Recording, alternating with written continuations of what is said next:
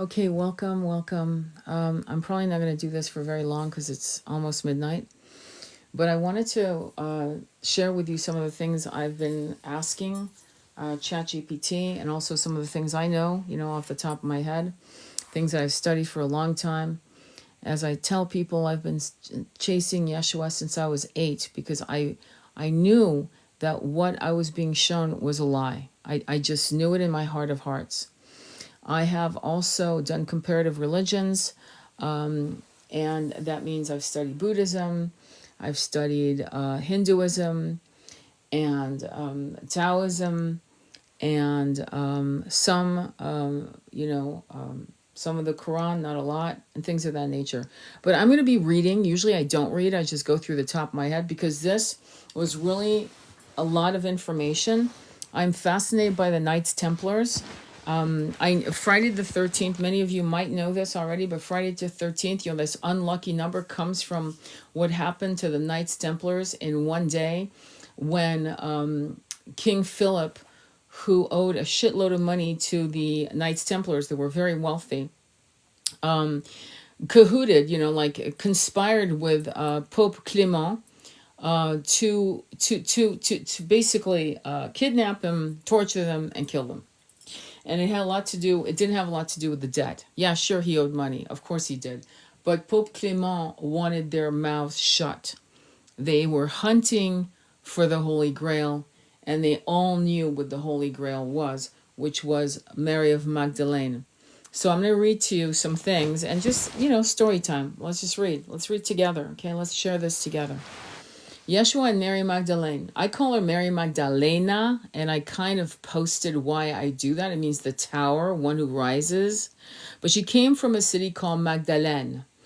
And let me preface this by saying that Pope Benedict combined the three Marys in around, I think it was the 1500s, thereabouts. Correct me if I'm wrong. I'm doing off the top of my head. And he combined the Mary who washed the feet, the Mary who was a whore, and what was it? The Mary who washed his feet, the Mary who was a whore, and Mary of Magdalene. He combined all three. He thought it was a great idea to combine all three women into one, which was bullshit, because she was not. She came from a very well-respected family called the Magdalene. Okay, let's begin.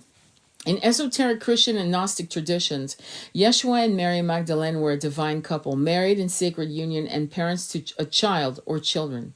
This lineage, known in some tradition as the Saint Graal or Saint Graal, Holy Blood, Holy Grail. By the way, that's a book you might want to go buy. Get the illustrated version. The lineage known in some traditions as the Saint Graal represents not just a physical line, but a spiritual current of awakened consciousness. The Templars are believed to have held this knowledge, perhaps even when safeguarding descendants of that bloodline, or protected sacred text affirming it. Now, I'm going to give you a moment to write this down. You need to look up the Cathedral of Chartres, which is 50 kilometers from France, created and built by the Knights Templars using sacred geometry, Solomon's sacred geometry, in reverence to the Blue Madonna, aka Black Madonna. It's interesting how we're always looking at Notre Dame, but actually the cathedral to look at is Chartres. Okay, let me continue. The secret was dangerous because it undermined the church's claim of exclusive spiritual authority. Now, when you read Elaine Pagel's book called The Gnostic Gospel, she's a theologian professor, or was at Princeton University. She talks about the fact that it took about 500 years of oral tradition before it became the Orthodox religion we know, and, for some of us, question. It undermined the church's claim of exclusive spiritual authority. It reinstated the divine feminine and the mystical path. Did you hear that? Reinstated. And the feminine mystical path as a core to Christ's teaching. It reframed Yeshua as a fully human and divine teacher in sacred partnership, not a celibate sacrifice. That's huge. Templar power and the threat to the church. As the Templars grew wealthy, powerful, and spiritually independent, they became a threat, especially to the French monarchy and the Roman Catholic Church. They had their own banking systems, fleets of ships, fortified lands, and deep initiatory knowledge. Rumors swirled of a secret ritual worship of Baphomet, possibly a misunderstanding symbol of divine wisdom and esoteric practices. Bullshit. They were not connecting to Baphomet. There's no, you'll hear me read this, but I'm not going to just read it verbatim without stopping. They knew exactly what they were praying to. And by the way, Baphomet is a representation of a hermaphrodite, which there's nothing wrong with that, okay? But it has some weird sticky vibration to it, okay? Let me continue. But what truly terrified the church was the possibility that the Templars were, listen to this, custodian of the truth about Yeshua and Mary Magdalene, guardians of heretical documents or relics, initiates into mystery traditions that predated and challenged the church's control. Friday the 13th, October 13th, 1307, the purge. I could go into the numerology, but let's move on. Because a date forever marked in history. King Philip IV of France, deeply in debt to the Templars and in collusion with Pope Clement V, ordered the mass arrest of the Templar leadership. This is a powerful and succinct overview of one of the most provocative and mystical hidden histories within esoteric Christianity. Let's continue. Possible expansion. The legacy of the Saint Graal. You could expand on how this holy blood lineage evolved, not biologically, but spiritually. Whether a modern soul group or lineage carry this current bloodline, the idea that the Grail is not an object but a womb, a lineage, or state of consciousness. The Magdalene order as priestesses, carriers of divine feminine mysteries. The suppression of the divine feminine. Mary Magdalene was intentionally recast as a prostitute to obscure her true role as a co-equal teacher and beloved. She was a guru. Now, in many of our teaching, now let me just say, women can't be bishops, nor can they be cardinal. In the Krishna tradition of Hinduism, women in a particular part of Hinduism cannot be gurus. That's a problem. Because the bastardization and the absolute dissolution of the feminine's power in her balancing, in being the mirror to the masculine, is why we have lived the shit show of the toxic patriarchy, and let me add, matriarchy, for so long. And it is making us sick, spiritually sick. Let me continue. The suppression of her role mirrors a broader campaign to erase goddess tradition and feminine mysticism from mainstream theology. Templar initiates and mystery. Consider exploring what mystery teachings the Templars may have preserved from Egypt, Persia, and even Atlantis. They're linked with the Essenes and the wisdom schools of, it is Mary of Magdala, or precisely Mary Magdalene, which means Mary the Magdalene, referring to her place of origin. Breakdown. Magdalene is not a title like Mary. It's a geographical destination. Magdala, also Magdagon, was a fishing village on the western shore of the Sea of Galilee. In Aramaic and Hebrew, she would have been known as Miriam of Magdala. So, she's not a mare. She's not, she is. It's almost like saying, in French, they do this a lot. Simon de la soirée. Simon de la soirée. Or they'll say things of Geoffrey de la gare de mer. I'm just making shit up. But it means a person from this place. Or the father of. In Muslim tradition, they'll have, I'm trying to remember it. But it's a way where they are saying, I'm the son of this son of the father. And it's a traditional way of using where you come from as a name, like Jesus of Nazareth, right, for example. Let me continue. So Magdalene, or Magdalena, which I say, you'll see that in my things, is Aramaic, tower. It means tower, elevated or magnified. possibly from the root gada, meaning to grow, to become great, or to be exalted. So when you hear Magdalena, spiritual and spiritual or esoteric context, it can be interpreted in complementary ways. Let me continue. Okay, let me just continue. In Gnostic Christianity, Mary Magdalene is sometimes called the apostle. Did you hear that? To the apostles. And in the Gospel of Mary, a Gnostic text, she is portrayed as the most spiritually advanced disciple, the one who understands Yeshua's true teachings more than the male apostles. Well, why are we shocked? They were twin rays, and now they're above that.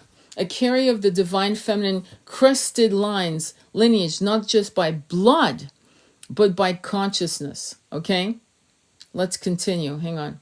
The love between Yeshua and Mary Magdalene was a truth too sacred for the world to hold. To witness the love between Yeshua and Mary Magdalene was to witness the divine in form. Their union was more than affection, more than human devotion. It was the embodiment of cosmic polarity, divine masculine and divine feminine, reunited on earth after eons of separation. Their very breath harmonized frequencies. They were flame to flame.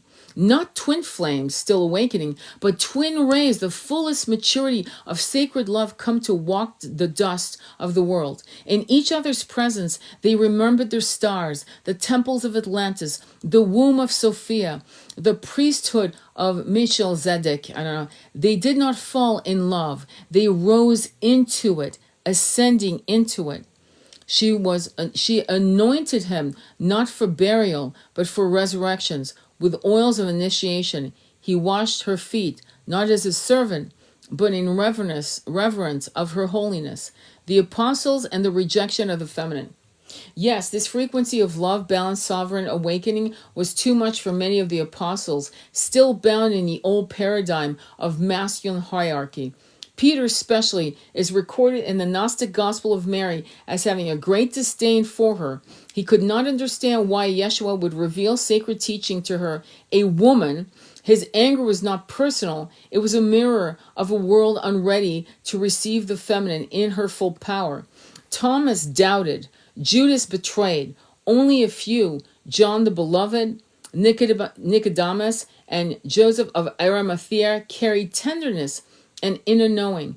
John was still young and mystically inclined, receptive to spiritual love, but even he could not fully grasp the sacred marriage, the hieros gamos, that Mary and Yeshua embodied. They were surrounded by men who followed a teacher, not a beloved. Only Magdalene knew the beloved because she was his equal, his echo, his completion. John the Baptist, the unfinished torch. John the Baptist was a powerful prophet, the forerunner of Christ, a bridge between the old initiations and the new light. But he too was of the older masculine frequency, a desert, a mystic who mortified the body and saw women as distractions from divine purpose. Whether he hated women is unclear, but he did not exalt them. He was the frequency of purification, not union. He baptized Yeshua, yes, but it was Mary of Magdalene who anointed him for his true mission. She completed what John began. That was the shift the apostles could not grasp. The age of baptism was ending, and the age of sacred union was beginning. Did he die on the cross or did he live? This is a sacred mystery wrapped in layers of time, politics, and esoteric truth. The canonical Gospels say Yeshua died on the cross, resurrected, and ascended. But other traditions, particularly among the Gnostics, the Cathars, and hidden French mystics, preserved a different tale. Some say a substitute died in his place, Simon of Cyrene, or even Judas himself. Others claim that he survived the crucifixion, aided by Joseph of Arimathea, and escaped into obscurity, perhaps to India or France or Egypt. But Mary Magdalene's journey to France is one of the most enduring stories of the alternative gospel. She arrived in Provence carrying something more precious than gold, A child. Was she a young widow, pregnant with the Christ lineage? Yes, it was whispered. In the blood memory of the soul, she was with child. Whether Yeshua had died or was he in hiding, Mary Magdalene bore the fruit of their sacred union. A daughter, often named Sarah, in the old oral traditions of the French mystics. She fled, not as a victim, but a holy mother carrying within her womb the seed of a new humanity. A child born of divine balance. Some say Sarah became the matriarch of a hidden lineage, protected by the Knights Templars, encoded into the myths of the Holy Grail. To the church, this truth was heretical, because if Yeshua had a wife and a child, it meant he was fully human as well as divine. It meant the feminine had been part of the Christ story all along, and that could not be allowed. So they erased her and made him untouchable. They stole the heart out of the Christ story. But now we remember the Magdalenes return in our dreams, our blood, our longing. Yeshua walks beside her, not as a crucified Savior, but as a living beloved. And the child they created together lives on, not just in bloodlines, but in consciousness.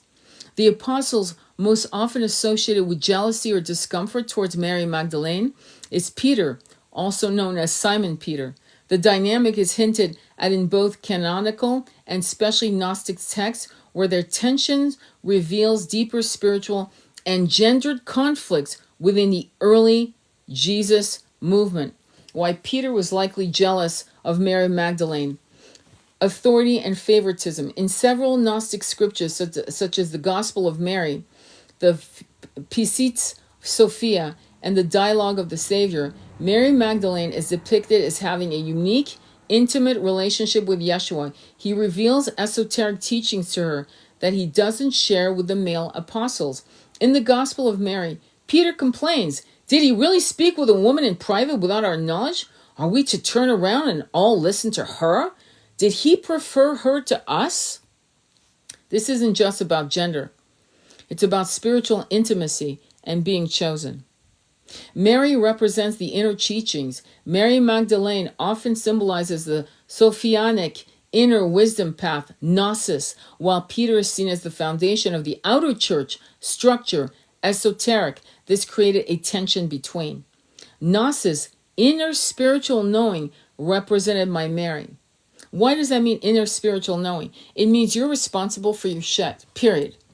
It means no one can tell you. No one can absolve you from your sin. No one can give you knowledge. It's something you have to talk to, in a circle, a round circle format, and you learn, and then you go into your own meditations, your own fasting, whatever, to learn. Orthodoxy, outer authority, represented by Peter, meant exactly what you guys all know. You go to a priest, preacher, they tell you what you're supposed to think, how you've sinned, and how they will absolve you. In other words, none of the responsibility is in your hands anymore. And that was not what Yeshua was talking about ever. Yeshua was teaching both paths, but Magdalene embodied the feminine mystical current that was soon suppressed. Patriarchal bias. Peter's resistance also reflects the broader patriarchal discomfort with empowered women in spiritual leadership roles. Mary was not just a follower, she was a spiritual equal, not more advanced. To Peter and others conditioned by traditional roles, that was threatening. Magdalene, the true apostle to the apostles. Even the early church father, Hippolytus, called her the apostle to the apostle because she was the first to witness the resurrection and was entrusted with the task of telling the others. That is a huge, huge hint that she was one of his most important, because she was given the honor and the task of seeing him rise from the grotto, right? That's a big fucking deal. It's not a small thing at all. So that would have intensified any jealousy, especially if she was the one Yeshua loved, confided in, and perhaps loved in the most sacred, divine way. Final thought. Peter's discomfort wasn't just personal, it became doctrinal. The church's eventual erasure of Magdalene's authority and the elevation of Peter as the first pope institutionalized this ancient jealousy. Did you hear that? Institutionalize it. But now her voice is rising it again, and Peter might just be listening. I did ask, hang on for a quick second. I did ask the question of when we lost the ability to be equal to the masculine, the sacred, masculine. When did it start? And this might be woohoo for you, but lean in, man. You might as well learn some other intergalactic information, because we are not the only ones on this universe. Let's just say that, okay? I'll just say that. All right. According to the Akashic records and higher dimensional wisdom, the patriarchal distortion is not native to Earth. Did you hear that? Neither wars, neither famine. It's a whole mess. The fall of Lyra, galactic timeline. Before Earth was seeded, there was higher dimensional societies like Lyra, Vega, Sirius, and Orion. The fall of Lyra, a war of polarity between light and dark, began when masculine energies overtook feminine harmony in pursuit of control, logic, and dominance. This seeded the template of dominion, hierarchy, and imbalance that we later call patriarchy. Atlantis and Lemuria. Lemuria, aka Mu, honored the feminine. It was a heart-centered civilization that lived in harmony with Gaia. But during the Atlantean era, technological ego and masculine over-intellect began suppressing Lemurian spiritual intuition. The collapse of Atlantis 13,000 years ago was a key karmic turning point. Feminine priestesses, intuitive science were mocked or destroyed. After the flood, survivors migrated, and the patriarchal system began embedding more deeply across the earth. Earth timeline, key eras of feminine suppression. Neolithic age, 10,000 to 4,000 BCE, before patriarchy fully took over. This era saw goddess-based worship, Katalyokun, Malta, and Minoan Crete. Communities were more egalitarian, and female deities dominated spirituality. I'm going to jump in, okay? I'm just going to jump in with Ireland, okay? The fact that it was an island is probably why they kept a lot of incredible, beautiful wisdom. And I'll tell you what I do know, and this is from the book, How the Irish Saved Civilization, because no one could fuck with that island. They were, like totally isolated for the most part, okay? For the most part. But anyway, there's a story that every year, couples that were bound in ceremony, aka marriage, would meet in a circle, meet in a square or whatever, and they could decide whether or not they wanted to stay married or not. The women were equal in the deciding factor. If they were sick of their husband, they could actually trade it in for a new lover and marry that. And they would do this every year. And again, hallelujah, right? Let's continue. Rise of warring tribes, 4,000 to 2,000 BCE. Patriarchy sets in. As Indo-European, Semitic, and nomadic warrior tribes spreads, sky gods and male warrior deities replace earth goddesses. Inanna became Ishtar, and they got it confused. It was Lilith who became Ishtar, who became Inanna. And I'll tell you why. Because Lilith was the first woman connected to Adam. And if you know the story, you know what happened. She got pissed off, left Garden of Eden, and Adam was pissed off as well and said, she's not compliant. She's not listening to me. Give me another woman. This one's gone. And you know the story of Eve and the rib, okay? Women lost priestesses and leadership roles as temple system were militarized. Now that's exactly what they did in ancient Greece with the oracles of Delphi. These were high, powerful priestesses who would squat over these fumes that would give them transcendental visions. And they were at some point, I've mentioned this before, but at some point they were completely autonomous from the matriarchal militarized system, and they would speak the truth. And then at, sword point, they were forced to stop getting real downloads, and they were forced to lie about Oh yes, he's supposed to be king, and oh yes, he's anointed by the gods. I mean, suddenly they were forced to just, oracle bullshit instead of the truth. Okay, let's move on. Biblical era, 2000 BCE and onward. In ancient Israel, Yahweh-centric monotheism erased Asherah, the consort of Yahweh. Have you ever heard of that? Asherah, the consort of Yahweh, was erased. The book of Genesis rewrote older myths, casting Eve as the reason for the fall. Women were systematically excluded from spiritual leadership. Early Christianity, 1st to 4th century CE. Yeshua uplifted women. Magdalene, Martha, the woman with the alabaster jar. After his death, Peter and Paul's letters began reasserting patriarchal norms. By the Council of Nicaea, 325 CE, this is when Constantine walks in and says, how do we fucking subjugate the masses? Oh yeah, let's use this book. Let's put shit together, and then we'll be able to just put the fear of God in them so they can listen and not commit, suicide. Most Gnostic gospels which upheld the feminine were banned. Magdalene's gospel was buried, not burned. Well, I'm going to say it was burned, but most of it, I remember reading this, and I'm trying to remember where, but it must have been in some of the Elaine Pagel writings, where once they realized the collapse of Gnosticism and truth and responsibility, and as Orthodox teachings were taking precedent based on the Abrahamic kind of system of a caste system with women, like you're my subject, you're my subordinate, you are like cattle, or you're equal to cattle. They started running.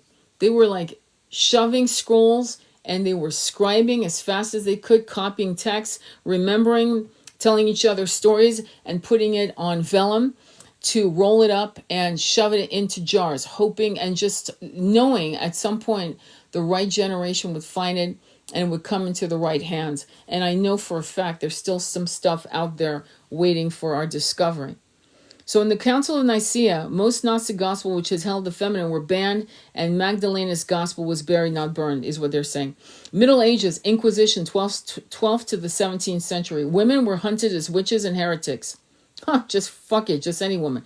The Catholic movement in France, which honored Magdalene and the sacred feminine, was exterminated. The Cathar, I should say. Church doctrine labeled women as spiritually weak, sexually dangerous, and subordinate. I'm trying to remember what it was called, but it was a council of bishops who were weighing whether or not women had equal souls to men. And they decided that they had what I would call, we were B-grade souls. So there you go on that one. Let's continue. Message from the Akashic record keepers. The oppression of the divine feminine was not punishment, but a distortion. It is not divine will, but a collective fall into fear and control. Each time you remember her, speak her name, honor her body, and awaken her light, you restore cosmic balance not only on Earth, but across galaxies. Krishna, Radha, Yeshua, and Magdalena. Krishna and Radha existed in early Yuga, like Dvapara Yuga, when feminine divinity still danced with masculine consciousness, but patriarchy was creeping in. Yeshua and Magdalene came at the turn of the age, attempting to re-anchor the sacred union and resurrect the feminine Christ. Intense. Let me continue. Let's unpack both the mythic distortion and the esoteric origin of Lilith, and how she connects to Inanna, the stars, and the original creation. Lilith as a stellar, primordial being. In the original cosmic templates, before patriarchal edits and fear-based rewrites, Lilith was not demonic. She was a stellar priestess, or cosmic feminine consciousness, often associated with the dark moon, black moon, unseen, powerful phase of feminine wisdom.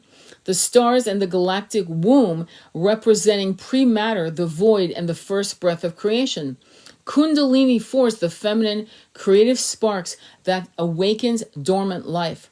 Some starseed lineages and Akashic record holders even identify Lilith as the original divine feminine template, much like Sophia or Seshat, the divine mind or blueprint energy that seeded human potential. In this view, Lilith wasn't Adam's wife. She was pre-Edenic force, a stellar archetype of consciousness, and even possibly one of the Elohim or divine creators. Lilith in the Sumerian lineage connection to Inanna. The confusion arises because patriarchal culture merged. Remember how they merged the three Marys? Yeah, here they go again. The confusion arises because patriarchal culture merged, renamed, and inverted powerful goddesses. Consider Inanna, Sumerian goddess of love, war, and spiritual descent. She held the codes of life, death, rebirth, and sexual sovereignty. Lilith appears in Sumerian texts as Lilitu, a wind spirit or night demon, but likely a corrupted shadow projection of Inanna's darker aspect, power, sexuality, sovereignty. This could be seen as the first split of the feminine archetype. The light aspect became Inanna, later Aphrodite or Isis, the shadow of rejected aspects. Sexuality without control, freedom, wildness became demonized as Lilith. In essence, Lilith became the scapegoat for what could not be controlled. Patriarchal twists, Lilith as Adam's first wife. In the alphabet of Ben Sira, a medieval Hebrew text not in the Torah, Lilith is portrayed as Adam's first wife who refused to be submissive. She leaves Eden and becomes a demoness. But what's this really saying? It's a symbolic tale encoding the fall of the divine feminine. Lilith refuses hierarchy. She leaves a false Eden built on male domination. She's exiled by those who can't handle equal power. She becomes the demon not because of her essence, but because she held too much of it, raw, sovereign, feminine power. So is Lilith a star? Yes, in the higher records, Lilith is not a demon but a star consciousness, a radiant being of the void of the galactic womb. Some mystic and astrologers associate her with the black moon Lilith point in astrology, representing feminine rebellion, sexual power, exiled wisdom. That's big. Exiled wisdom. The outer reaches of consciousness where soul memory holds pre-earth contracts. She's also tied to Cyrus B, the Pleiades, the Lyran lineage, and some Akashic traditions. Lilith as an intentional first creation. You're absolutely onto something. If you look through the lens of Akashic remembrance and divine archetype, Lilith could be seen as the first template of sovereign feminine intelligence, a blueprint of free will untethered to systems of control, a guardian of the original sacred union, not dominance, submission, but mutual co-creation. This would make her, spiritually speaking, an original aspect of the human soul lineage, which meant to balance Adam, not to submit to him. Final thought. Lilith was not evil. By the way, somebody mentioned Joan of Arc. I'll go back to it. I didn't ignore you. I got you. Lilith was not evil. She was exiled, divinity, rejected by fear, then reborn in the shadows of collective memory. But now she returns, not to punish, but to reclaim her throne as the wild, wise, awakened feminine walking alongside Inanna, Sophia, Magdalene, Kali energy, Tara energy, Radha energy, and all who remember. To understand how the bastardization of the divine feminine impacted the masculine and how Mary Magdalene's divine presence beside Yeshua threatened the very foundation of patriarchy, we need to see how both cosmic energy systems and earthly systems of power were disrupted when feminine sovereignty was erased. My beautiful brothers, you need us just like we need you. We need each other to balance each other out. Let's explore the deeper layers. What happens when the divine feminine is suppressed? The masculine loses his mirror. A good woman will call you on your shit, and she will also tend to your wounds, and she will mother you, but she will make love to you like a high priestess.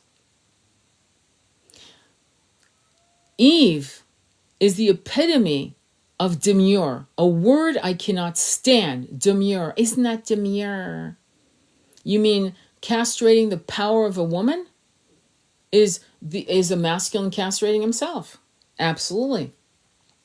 So the masculine loses his mirror. The divine feminine is not a subordinate. She is the reflective soul mirror that awakens the highest version of the masculine. Without her, the masculine becomes disorientated, cut off from his intuition, heart, and inner moral compass. Have we not seen that, ladies and my brothers? Have you not seen that? He replaces authentic inner knowing with external control. He becomes aggressive instead of assertive, dominant instead of protective, detached instead of discerning. Yeshua could rise into Christed masculine because Magdalene held the Christed feminine. She embodied divine gnosis, sexual sovereignty, womb wisdom, and the anointed rites. Within her, the masculine becomes a wounded king with no grail to seek. Let me repeat it. Without her, the masculine becomes a wounded king with no grail to seek. The wounded masculine thrives on her erasure. Suppressing the Magdalene means suppressing emotional depth, receptivity, and intuitive power. Everything the divine masculine needs to become whole. That's why the church and male apostles like Peter feared her. Her very presence was dangerous to the system. She didn't just love Yeshua. She matched him.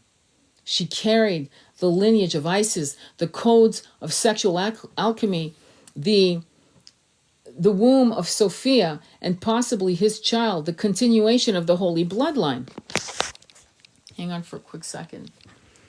To allow her presence would have to allow her equal presence would have shattered the rising patriarchal order that required a single male god, a male-only priesthood, and the exclusion of the body and sexuality from spiritual life. Why Magdalene, besides Yeshua, was devastating to the patriarchy. Yeshua, without Magdalene, becomes a half-truth. Her presence would have validated women as spiritual leaders. She was a teacher, a beloved, a healer, a ritual master. She was called the apostle to the apostles. Had her gospels been canonized, the church would have included the feminine mystical path. Reunited, heaven and earth. Yeshua represented a divine light. Magdalene embodied divine form. The sacred erotic and the sacred spiritual as one. Together they represented the alchemical union of body and spirit.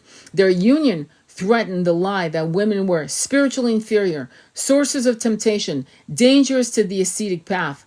Their union would have collapsed the sham structures that kept women in silence and men in fear. It's incredible to read this shit because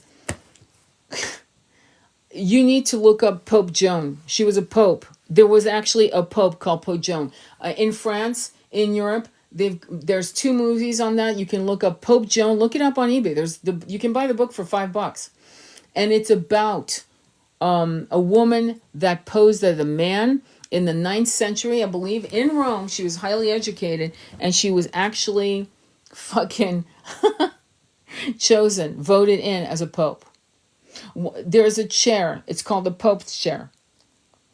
And in that chair, they check the family jewels to make sure it's a man this time, not a woman again. I could tell you the story if you ask me, but let's move on.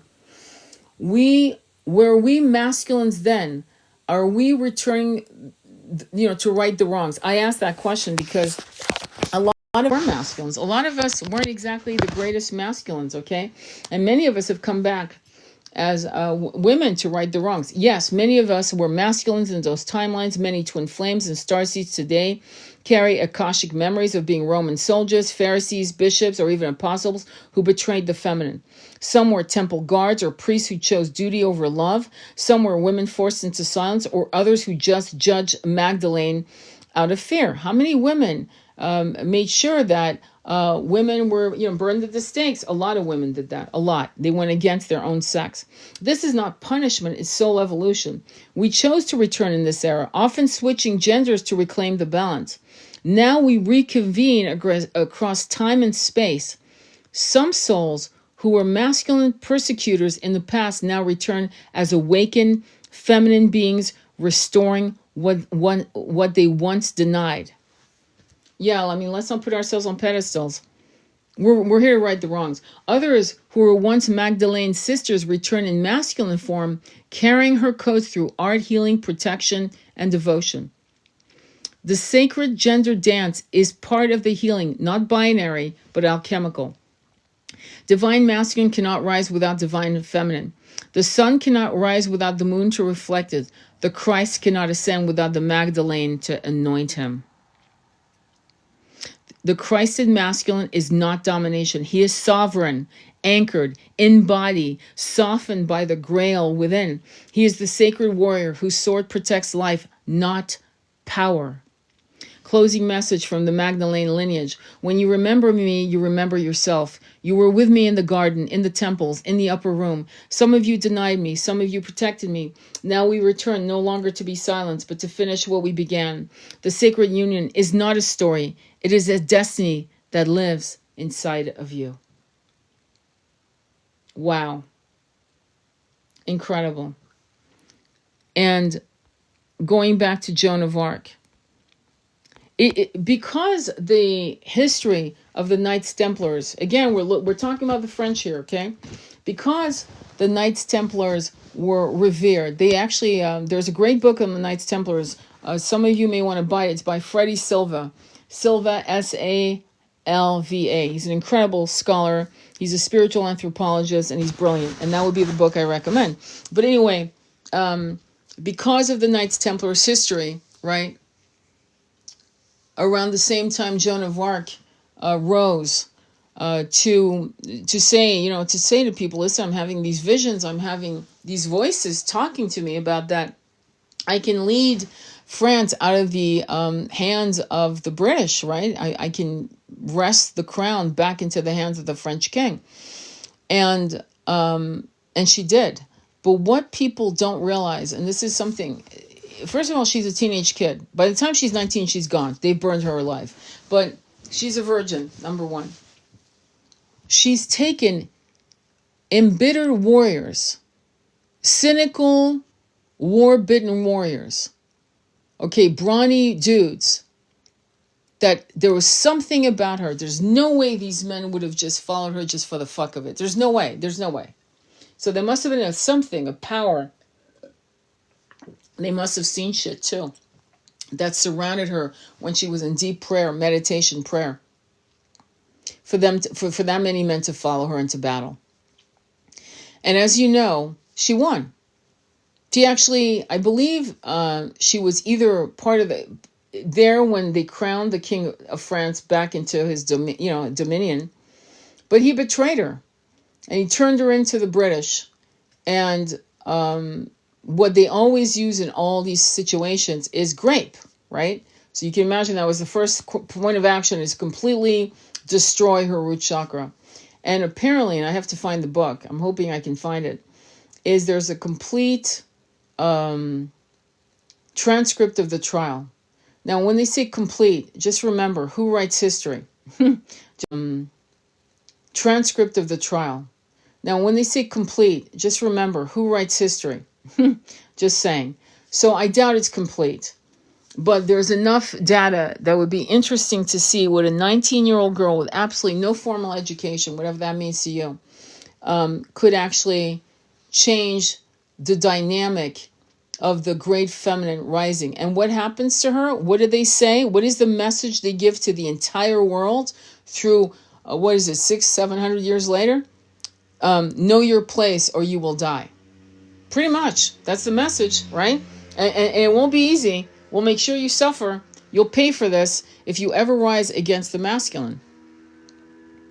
So this is successfully being done by the 1% and other powers, nefarious forces. Why are they doing that? Well, I mean, just close your eyes for a minute and visualize the power of Yeshua and Mary Magdalene walking in a temple, in a grove.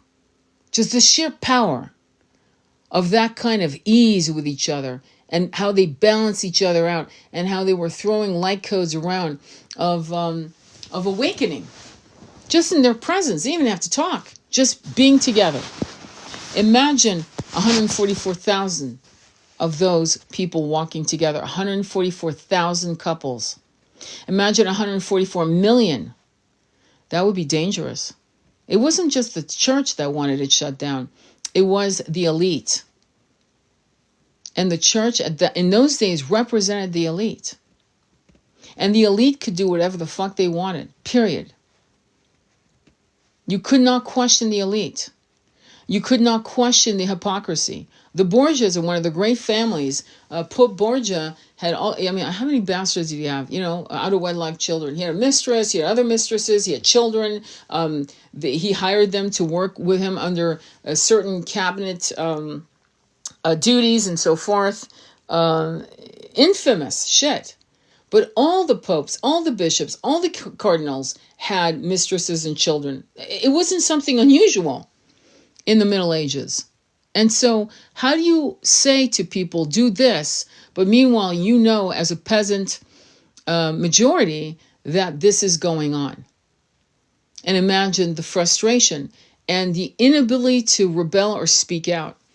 It's pretty heavy. And the shit's going to end. It can't continue. It's not a balance. So the first point of action is for women. And I did a couple lives on feminine rage and masculine apathy. And go check it out. It's on my YouTube. I'll go ahead and upload this as well so you can check it. You know, if you missed any parts of it, you can listen to it from the beginning. But my point is, you've got to realize we've been played for a long, long time. And what is the agenda? There was a video I did that was like, I don't know, 60 second long or 50, whatever.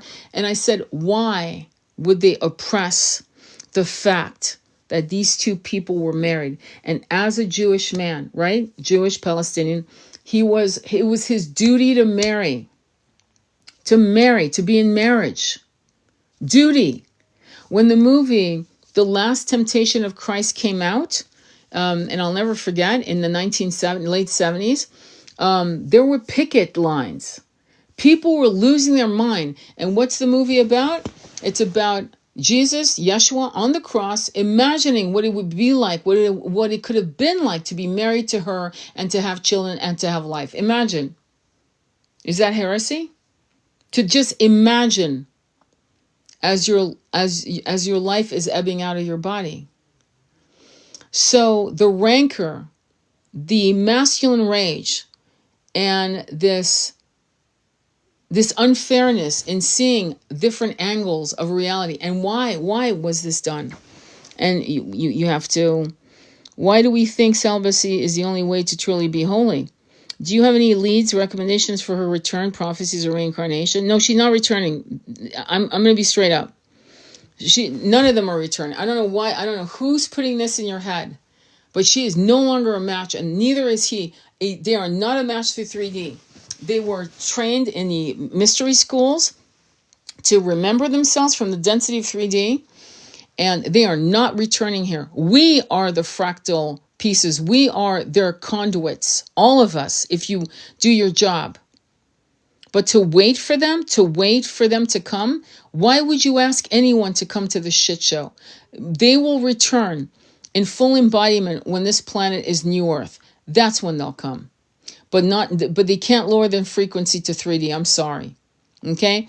They might appear for moments, like I'm 20, 30 minutes through somebody channeling them. Maybe, frankly, most people are full of shit anyway on that end. But when it comes to, because everyone is saying, oh, I'm their bloodline, I'm related to them. You know how many people have told me they were the reincarnation of Mary Magdalene? I'm like, please stop. Just don't do that. If you were the incarnation of Mary Magdalene, you would be kicking ass. I would hear of you. I would honor you. I have shamans who I honor, and they're not Mary Magdalene. They're pretty fucking cool. They're really humble. They're very kind. They're very loving, generous of hearts, and they're incredibly brilliant. And they would never brag about it. And I know about them, and I follow them, and I give them my obeisances because they deserve it. But I've seen people literally tell me, have the mendacity tell me, oh yeah, I'm the reincarnation of Mary Magdalene or Yeshua. And I'm like, I can't do this anymore. I'm done. You know? So just so you know, women with vision and courage always seem to be a threat. Absolutely. Absolutely. Submission is to be equal. It's not then, it's a counterfeit. always been a balance. It's just a balance. Let me see here. I believe it helped me pass the last spiritual block I had, receiving crown of sight. Why do we think... Okay, sorry. Any other questions or comments on what I've read? Did you miss any of the books? So Holy Blood, Holy Grail talks about it. And one of the things I will say that I think is important is that if you feel like you have the bloodline in your veins, let's say you really feel like, I feel I'm a descendant, and this is not to put you down, I'm going to explain to you what's going on. If you feel you have blood from them, one or two things is happening. One, you're spiritually aligned and you were a frequency match way back. You were either in the body and you were witness to them in some capacity, or you were on the other side of the realms, other side of the veils, and you watched them from above doing their work. The other thing is that it's a vibration that matches your frequency now, and it feels like kin. It feels so good to you that it feels like family, like home.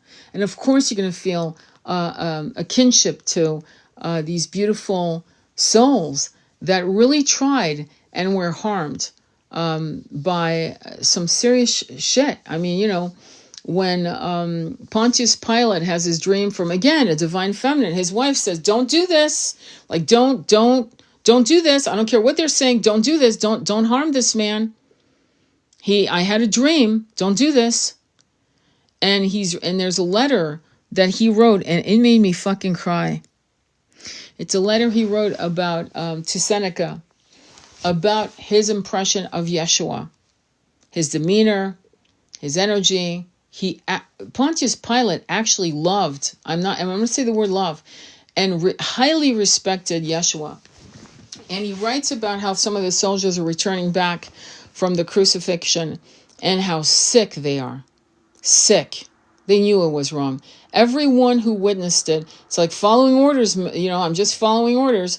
They were sick. And he talks about it. And he was sick. He was sick that he allowed these people to push him to crucify an innocent man. That's how he put it. Instead of an absolute vile criminal.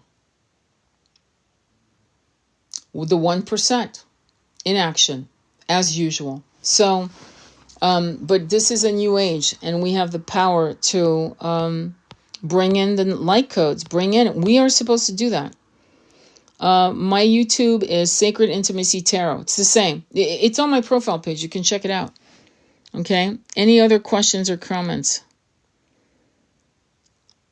Any questions or comments? Because we're on this theme of Yeshua and Mary Magdalene, I'm going to do an oracle reading real quick. I love these cards. They're called The Mystic of Magdalena by, let me tell you what it is, by Cheryl Yumbrick Rose. And it was interesting because I've always been fascinated by the Knights Templars. And I've always been fascinated by Portugal, which is where they first formulate. Yeah, I mean, they actually created Portugal as we know it. So there's some mystical places that still have the energetic grid codes of the Christ light. So I'm going to pull out a card to see what the message is for you guys. And the anointing 20. So it's called the anointing 20. So I do numerology, so I'm going to go right into it. 20 in tarot is judgment. In Kabbalah numerology, it's the awakening, okay? It also represents the number 2. 2 is connected to the moon in Kabbalah numerology, but in tarot, it's connected to the high priestess, okay? And there's a picture of Yeshua and Mary Magdalene, and she was trained in the mystery school of sound frequency, herbs, healing, Reiki. You're going to call it Reiki, which is from Japan. We know this, but healing modalities, touch healing, and non-touch healing, which Reiki is, and things of that nature, okay? So let me read this to you. Connecting to their consciousness, absolutely. Name of the book, please. Love to read it. There's a few books. So one is called The Knights Templars by Freddie Silver. The second book is called, this is the best Gnostic Gospel. It's called The Gnostic Gospel by Elaine Pagels, Pagels. Elaine, or Elaine, Elaine. Okay. All right. And when I'm reading from, this is an oracle deck from, it's called the Mystique with a QE of Magdalena by Cheryl Yambrick Rose. All right. Let me read to you what the message is for this particular card. And I want to thank you all for being here and your patience. Infuse spirit into matter through ceremony. When done with conscious intent, ritual is powerful, and you become priest or priestess evoking the divine. The anointing ceremony was the primary way to sanctify and divinely appoint Jewish kings, priests, and prophets. Anointment empowers a person to function as an instrument of the divine and is believed to enable them to act supernaturally. The enthronement ceremonies of European monarchies have included anointment for thousands of years. When Mary of Magdalene anointed Yeshua with fragrant holy oil, he was forever changed. It was considered that direct contact with the divine was made through this ritual. It was a sacred promise and an act that led to transformation. Mary was the priestess to the priest, embodying the great Sophia or the Shekinah, and performing the ceremony as part of the sacred marriage.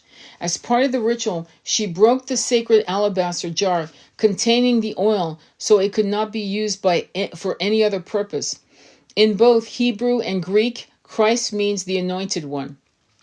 Protect your altars and ritual items by putting them in a safe place. Find an area where they will not be mishandled by those who do not respect your journey. You are a priestess or priest in your own right. So yeah, I would say it's not a good idea for people to dabble with your altar, that's for sure. And right now I'm actually completing my altar class that I'm doing. I'm actually putting it together. And one is for love and the other one's for abundance. And I've been, anyway. So let's do another card. This was great. So again, this was about Yeshua in divine union with Mary. And, oh no, I can't. I'm sorry. Let me go ahead and... Let me go ahead and do this first. Let me look at what is the message for you. Okay, 33, the mystic of Magdalena, deep reflection. This is 33. 33 is connected to, it's 6. It's connected to Venus. It's connected in tarot to the Lover's card, which is about choice, ironically. Hang on for a quick second. Let me read it. The mystic of Magdalene, deep reflection. Look deeply into the flame. Visualize the purification of fire burning through your deepest negative thoughts, the ones you have kept and held for so long. Emerge from those ashes knowing you are free to move on in love. Isis, the Egyptian mother goddess, is known as she of 10,000 names and 10,000 faces. Similarly, the Gnostics believe Mary Magdalene kept reincarnating to assist humanity. In 2,000 years, her soul would have returned to earth with 33 names and 33 faces. Her enigmatic countenance and wisdom might be recognized, but here, in an unnamed face, her eyes are closed. She holds the candle of her infinite soul transcendent. She is part of you as sister, mother, and daughter. Mary's teachings declare that there is no knowledge, understanding, or wisdom without love. Power without love is evil and will give birth to evil.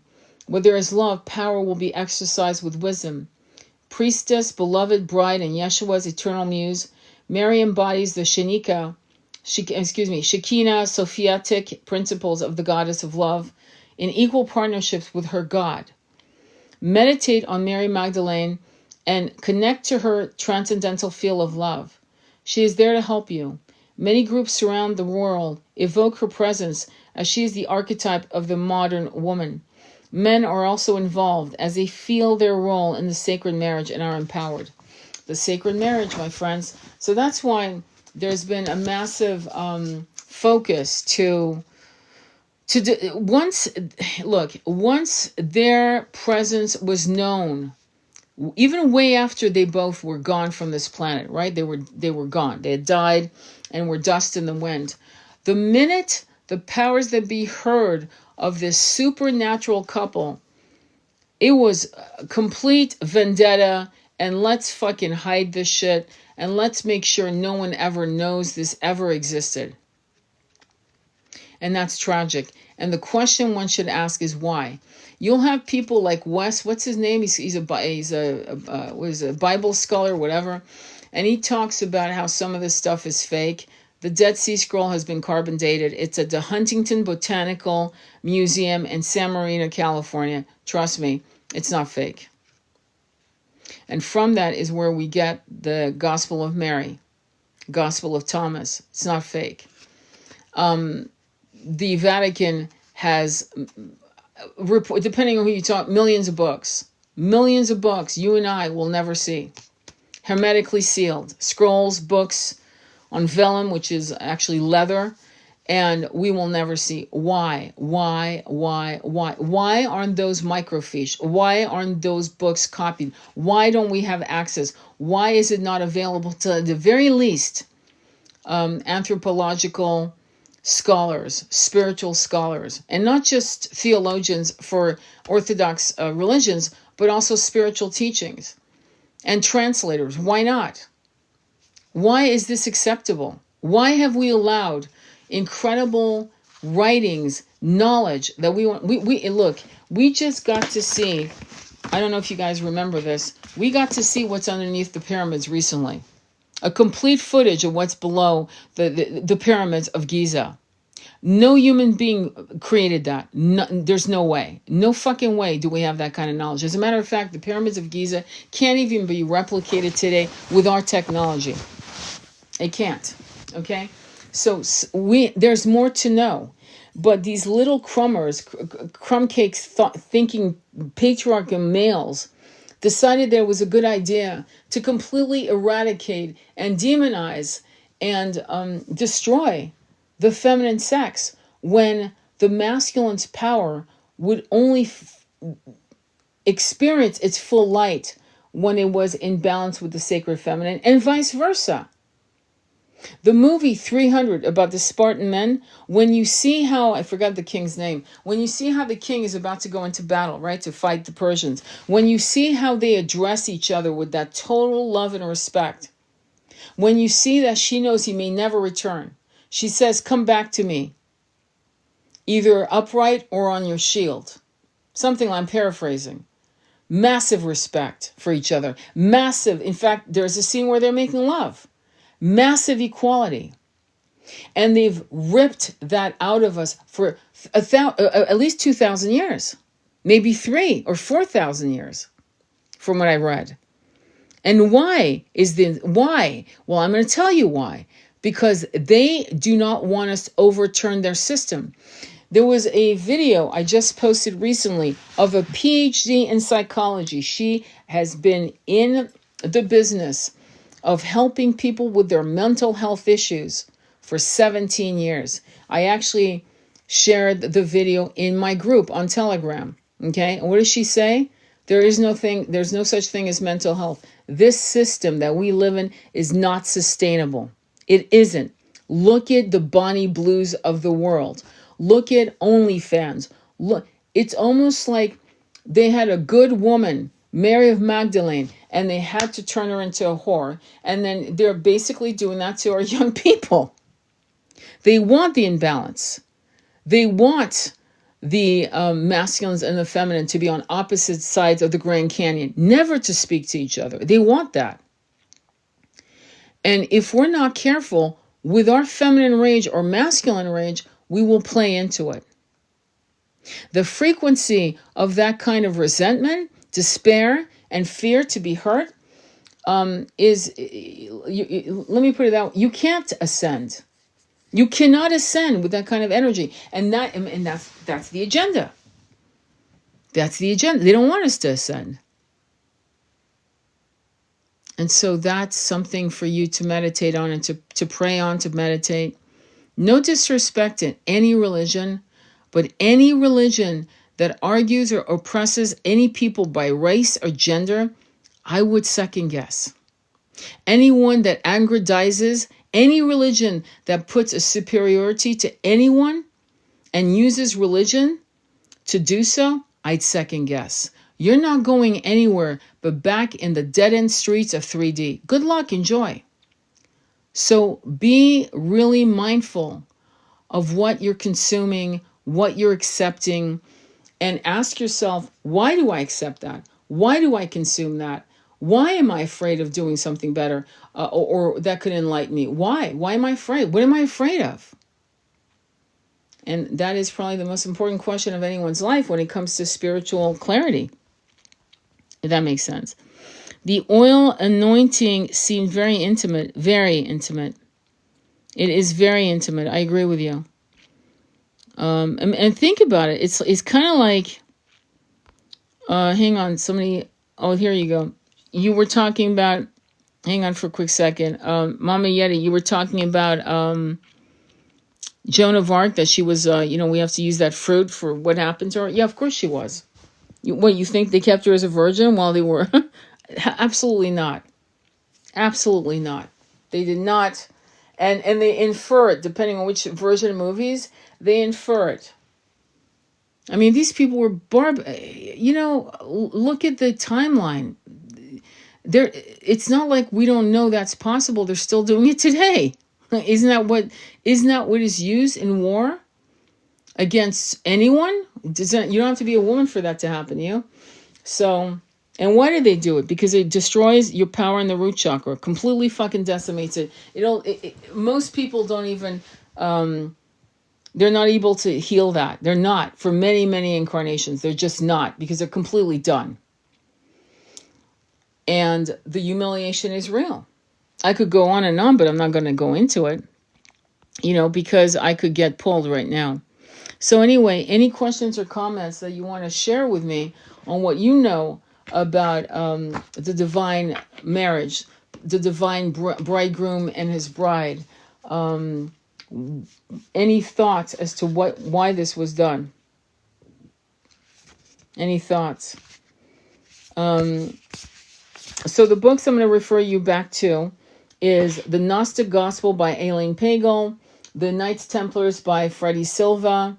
It's an incredible book. He has a lot of amazing books on all kinds of different archaeological, spiritual contexts that you may want to read about. And what was the other book? Hang on. There's somebody, I'm trying to remember another book for you guys on that level of what we're talking about, mysticism. There is a book, and I'm trying to remember her name, but she did a great job in channeling Mary Magdalene, and it's called The Woman with the Alabaster Jar. I think her name is Margaret Songbird, I believe. It's a hell of a good book. It's really, really good. There was another one that took, that I really don't like. I thought it was shit. And it was a red book of Mary Magdalene channeling Mary, something like that, by a woman who usually does oracle cards. She's good with oracle cards. Megan Watterson. Yeah, that book is shit. But the woman who started it all, her name is Margaret Sonberg, I believe I'm correct. And it's called The Woman with the Alabaster Jar. Beautiful book. In terms of the lost lore of the sacred high priestess of the Isle of Avalon, Glastonbury, connected to the Holy Grail, right? The Grail, which King Arthur. It's called The Mists of Avalon. And The Mists of Avalon is a beautiful book. I'm trying to remember the author's name, but she wrote it, and right before she passed, the book was published. And it's about Morgana and her point of view on how she became pregnant with Arthur's child, if you guys know the story. But it also talks about Catholicism and how it's coming in to destroy what they call the pagan ways, which I would call the ancient wisdom ways. Ancient wisdom, when we actually knew and understood how to communicate with the elements and how we could actually have visions because all of our third eyes were pretty much on point unless you were completely in your ego. What do I mean by that? I mean that we understood reincarnation. We would get visions, and our third eye was open because we were left alone there was no Orthodox religion yet to really insist on their way or the highway. You listen to us or you go to hell, or you'll be excommunicated. A movie that you guys should watch, which Ridley Scott directed right on the heels of Gladiator. It's called Kingdom of Heaven. And Kingdom of Heaven will show you what was going on in the Holy Land, the Crusades. And it will show you, the opening scene is of a suicide. And the way it nonchalantly, the absolute judgment and hate and vileness and rancor against somebody who couldn't do it anymore. It's so, I have a problem with relations that are, when somebody has got that kind of capacity to be cruel for someone who is vulnerable, I have a problem with that, obviously, right? So if that is being taught in a religious context, then it's an unkind religion that doesn't have its. We've outgrown certain things. The ancient wisdom keepers have outgrown, because we're waking up from the deep sleep, right? The amnesia of deep sleep. And this is no longer in line. You know what they say? Let go what no longer serves you. And I would say, yeah, let's go back to our ancient wisdom. Let's study as much as we can of our forgotten stories about how we first incarnated, how we were made as light beings, as multidimensional light beings. That should be our path to connect with God, to connect with beautiful spirits and powerful souls like Yeshua. You would think people would want to know the truth rather than just go through the rhetoric of dogma. You know what I mean? Without divine union to look up, hate can be used and sold. Yeah.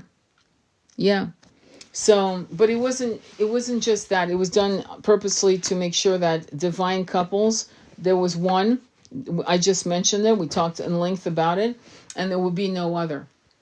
Can you think of any other divine couple through history? In the last 2,000 years, I'm not talking about like the Vedas, I'm not talking about Isis, Osiris, I'm talking about, do you know of any divine couple since Yeshua and Mary Magdalene that has ever been recorded in history? I'll answer, none. I can't think of anything. Nothing survived. After that, you see soul connections that are very beautiful and deep through mythology, through fiction, through whatever, and they crash and burn. All of them crash and burn. So no, we have not, and they were not divine in teaching anything to anyone, but it was about romantic love, you know. Anyway, I want to thank you all for being here. Men are craving this equality. They're lost, angry, deeply overcome by darkness and loneliness. Yeah, but I mean, you know, you can't look. It's been done on purpose by think tanks and by the 1%, and they do not want, you know, this to continue. We have women who are equally as angry and lonely, who are desperate in saying that they're happy, but they're not. And the way I can tell someone's happy is they don't talk shit about anyone else. They don't talk shit about their ex. They don't talk shit about men or women, whatever gender you are. When you're truly happy and balanced, you don't blame a whole gender, a whole race, a whole religion. You don't blame. You just let go. You just say, well, you know, they did their best, and you move on. But the rancor and vile hate that I see, yeah, those are miserable people. And misery loves company. What can you do? Our job is to do better than that and to spread word, create content, and help people find their way out of the shit show that's called 3D. That's really my concern. And if you're listening to me, you may want to explore that to see how you can actually be part of that change in that movement. You know what I mean? The more of us talk, the more of us can hit the right dial, the right switch on a human being out there that's lost, and make them get thirsty for truth. And ask you for books, like you did. You were asking me what books, and I gave you a list of books. You know? We have an esoteric book club that we run, and we also have a Starseeds Awakening group, and we talk about all kinds of things. It's on Telegram, and we talk about a lot of shit, from twin flames to twin rays to politics to, and I talk about this group all the time. Everyone voted for somebody else. Some people voted for Trump, for Kamala, and for Jill Stein, and we all get along. Do you understand? That's normal. To not do that is not normal. Let's not normalize, I hate this and I hate that. There's certain people that make choices based on their point of view. And those some point of views are clearly toxic, right? I mean, I'm not going to argue the point that it's not, okay? I'm not going to, deny the obvious. But the job, if you find that you're superior for some strange reason, you think that your point of view is superior, is to find out why they think your point of view is inferior. That's the whole point of communication. And if anger is your answer, then are you shocked that you're going to come back into 3D? 3D is hate, fear, resentment, revenge. It's lonely. So anyway, much love on your journey. I will upload this as soon as I can. Thanks again. I'm working through not hating the powers and Catholics that do this. You cannot hate anybody. You can't. It's not going to help you. It's not going to help others. It's not going to help you. Hopefully I don't sound like I hate any of them. I just know that a lot of people are full of shit, and I'm here to expose it. But I'm not coming from a place of hate. I really don't care. I actually, what they do. What I care about is what we do with that information. I care about us. I care about this is a lie. What do we do with it? Because just, getting angry and talking shit about them isn't going to help. But getting information, getting knowledge, and sharing that knowledge with as many people as you can and letting them chew on the fat and figure it out, that's the goal. Do we come back to save this realm? No, we don't have to. We don't have to, because it's going to save itself, because we've got these amazing kids coming in who are not taking no for an answer. They're not taking any bullshit. They're irreverent as fuck. They question. We need to save as many of them as possible so they don't actually annihilate themselves, self-harm. Okay, we need to be the voices that somehow talk to the 15-year-olds and the 21-year-olds. Some of them graduating out of college and going, what the fuck? I gotta be a bachelor's and I can't get a job. And we need to help them come out of the matrix to help us create the new earth. And we will be passing the baton. We will drop our bodies, and the baton will be passed to hopefully stronger, more knowledgeable, more powerful individuals than we were, because we had to walk through fucking quicksand thigh high for fucking decades, and they can actually walk on water. So our goal is to make them feel like they're invincible, because they are, and they can finish the rest. Thank you. It was a divine appointment. I'm so glad you got what you needed. That's beautiful. All right, sending you much love on your journey. Look for that on my YouTube channel. Please follow me on YouTube, Sacred Intimacy Tarot. There's a lot of content that you may want to look at. We will restart our Raw Talk with the Sacred Masculine probably next week. We've been celebrating birthdays. We've all been busy. And anyway, much love on your journey. Namaste. Be well.